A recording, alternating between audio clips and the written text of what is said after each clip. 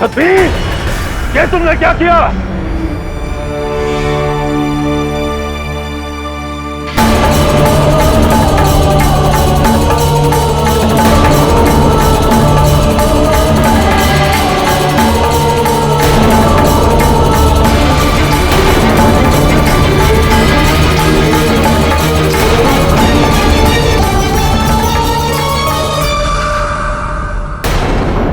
सतवीर, तुमने क्या किया? तुम फिर से कुरूप हो गए।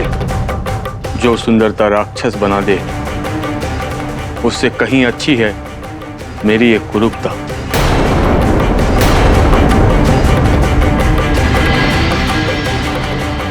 सुंदर बनते ही मैं राक्षस बन गया था पिताजी।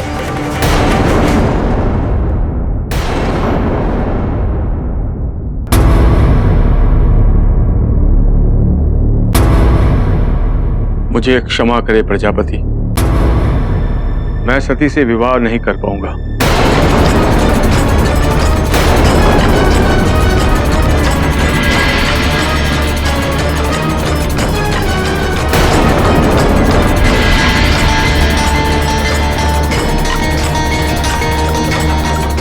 ये तुम क्या कह रहे हो सतवीर? मूर्ख, मैंने तुम्हें नया जीवन दिया और तुमने उसे ठुकरा दिया। सत्य है, कोई किसी का भाग्य नहीं बदल सकता।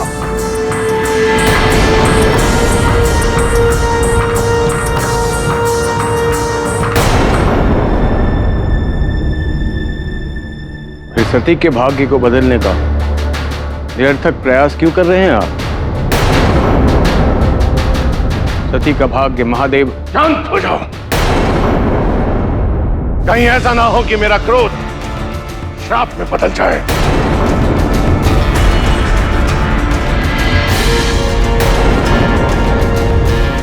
इसी पुत्र के भरोसे आप प्रजापति का पद पाना चाहते थे।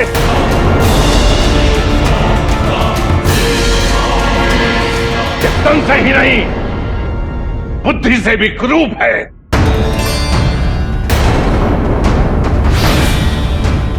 अभी भी अपने हाथ से कुछ नहीं किया है अंगिरा ऋषि। समझाइए आप अपने इस पुत्र को। मैं जटा को कहकर इसकी दोबारा मूर्ति बनवा सकता हूं।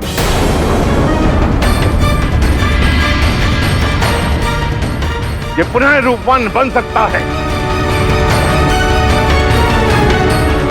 मुझे आपका उत्तर चाहिए अंगिरा ऋषि। आप चाहें तो मैं आपको प्रजापति का पूरा पद दे सकता हूं।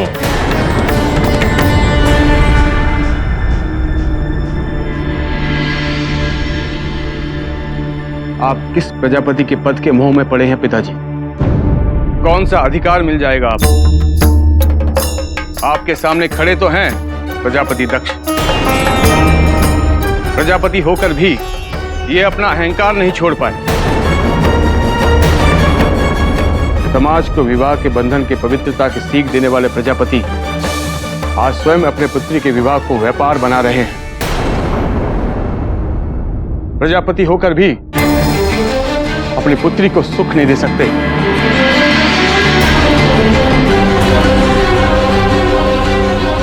उसकी इच्छा पूरी नहीं कर सकते। फिर आपको कौन सा सुख मिल जाएगा प्रजापति के पद को पाकर पिताजी? मुझे तो लगता है जो सुख अभी आपके जीवन में है वो भी छीन जाएगा।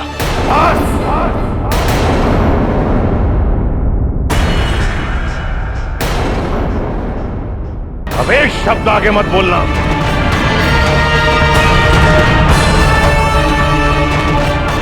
आप अपने इस मूर्ख बेटे को समझाते क्यों नहीं?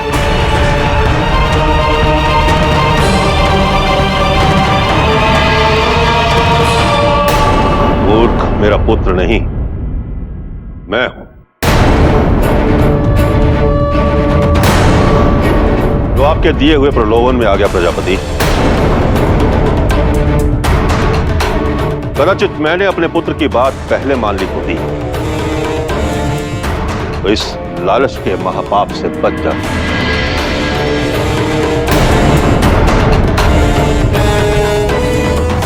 क्षमा कीजिएगा प्रजापति, मैं आपका प्रस्ताव अस्वीकार करता हूं।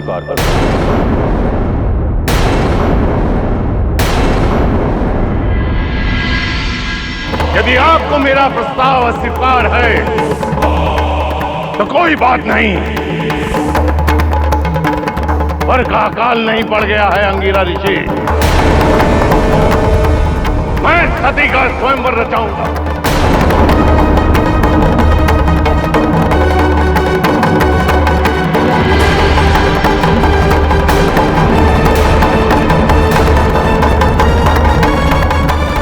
जहां मेरी सती अपनी इच्छा से अपने लिए योग्य वर चुनेगी।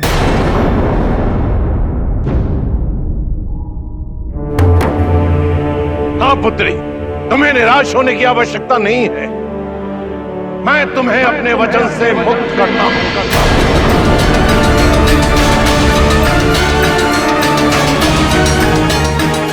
इस स्वयंवर में तुम अपनी इच्छा से अपना वर चुनोगी।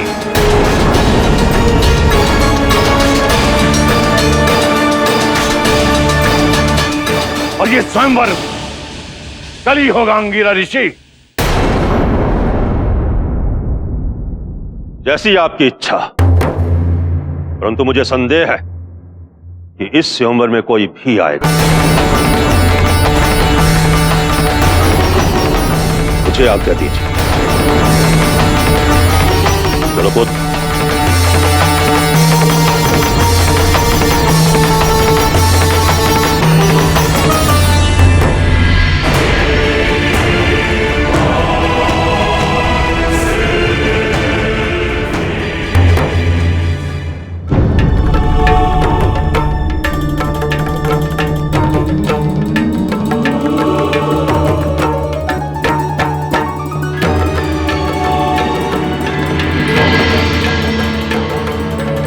सती, तुम जानती थी वो शिव है, फिर भी मुझे नहीं बताया?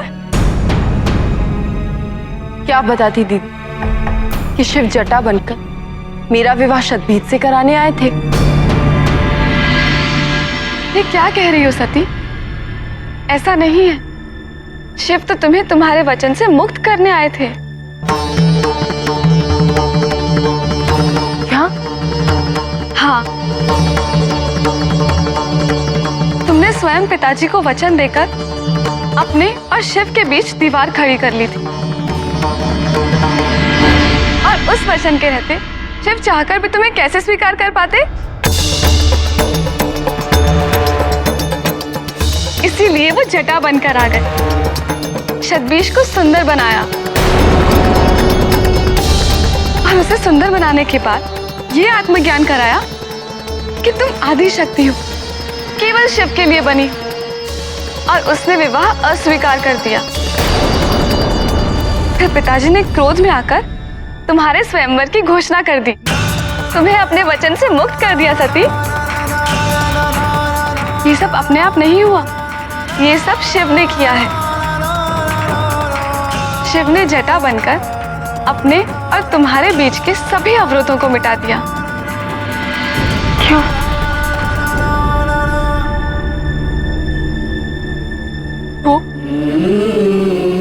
वो यहाँ मेरे लिए आए थे, और मैंने क्या कर दिया दीदी? मैंने बार बार उनका अपमान किया। मुझे उनसे क्षमा मांगनी होगी, इसी क्षण उनसे क्षमा मांगनी होगी।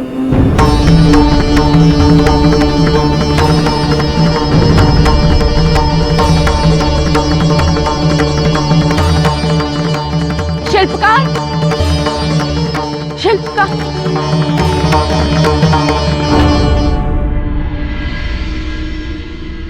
देवी, शिल्पकार जटा तो चले गए। क्या?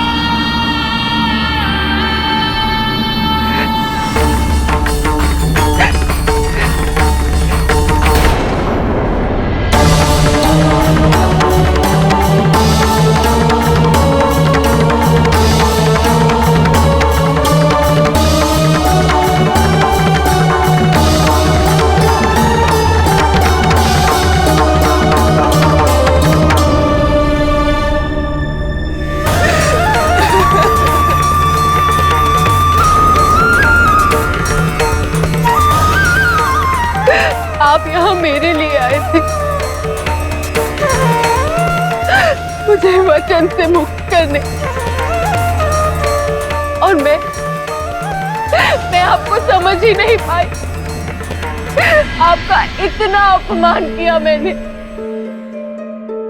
और आप मुझे क्षमा मांगने का एक अवसर दिए बिना ही चले गए। क्यों महादेव, हर बार मेरे साथ ये अन्याय क्यों? मेरे शिव हमेशा मेरे लिए पत्थर क्यों बन जाते हैं? क्यों शिव, क्यों ऐसा मेरे साथ क्यों किया शिव? क्यों शिव, क्यों? ये हम क्या कर रहे हैं प्रभु? आपने मनुष्य रूप धारण किया माता सती की रक्षा हेतु, किंतु स्वयं अपमानित हो गए। यहाँ तक कि आपने अपने ही हाथों अपनी वो मूर्ति निर्मित की जो उस भवन में आपके अपमान का प्रतीक बनकर खड़ी हुई है। किस लिए प्रभु? आप तो माता के बिना ही वापस लौट रहे हैं ना।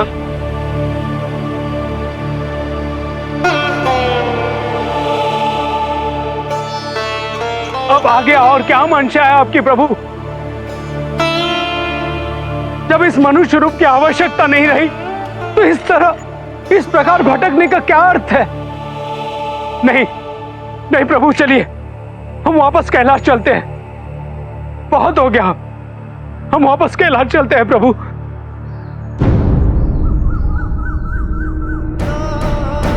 अभी मनुष्य रूपी कार्य समाप्त कहाँ हुआ है सेवक? इस रूप की आवश्यकता तुम्हारे और मेरे लिए भले ही ना रही हो, किंतु इस रूप का त्याग करने से पहले हमें किसी और से भी तो विदा लेनी है। विदा? इसे?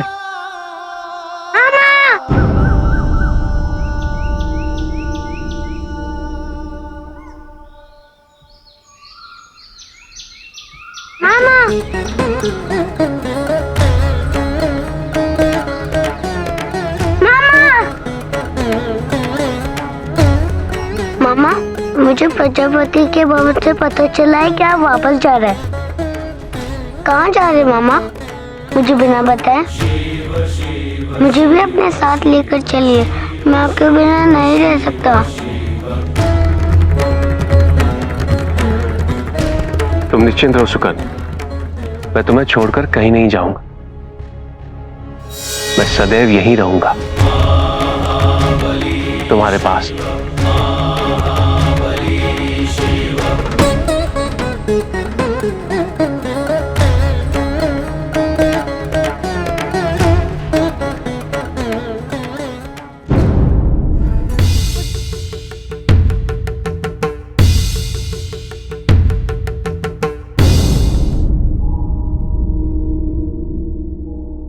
तुम यहाँ क्या कर रही हो सती?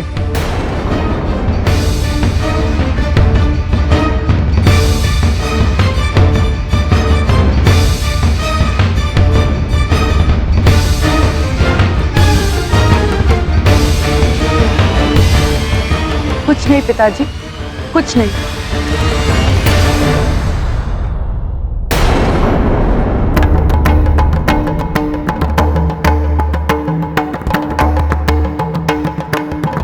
जटा ने शिव की मूर्ति बनाई, सुंदर है, अति सुंदर है ना?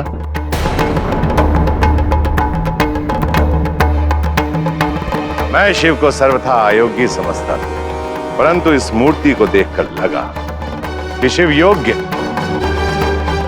कम से कम द्वारपाल बनने योग्य तो है ही शिव।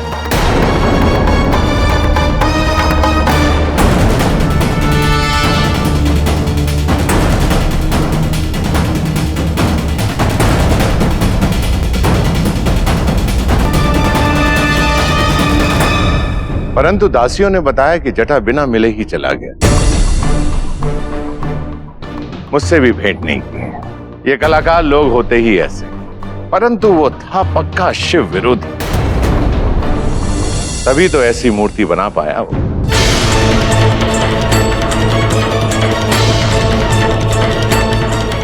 क्या हुआ सती? कहीं ऐसा तो नहीं कि सतभीष के साथ विवाह ना होने के कारण तुम निराश हो गई। तुम्हें निराश होने की कोई आवश्यकता नहीं है। कल तुम्हारा स्वयंवर होने वाला है। शीघ्र ही तुम्हारा घर बसेगा। अपने पिता पर भरोसा रखना।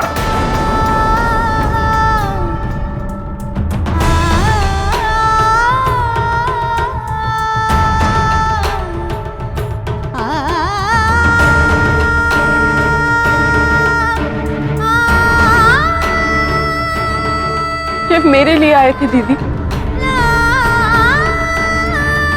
और वो मुझसे मिले बिना ही चले गए। मुझे क्षमा मांगने का एक अवसर तक नहीं दिया उन्होंने। मुझसे बहुत बड़ी भूल हो गई है दीदी। मुझे उनका अपमान नहीं करना चाहिए था। मुझे भय हो रहा है, कहीं मैंने उन्हें सदा के लिए खो तो नहीं दिया। दीदी मैं क्या करूं?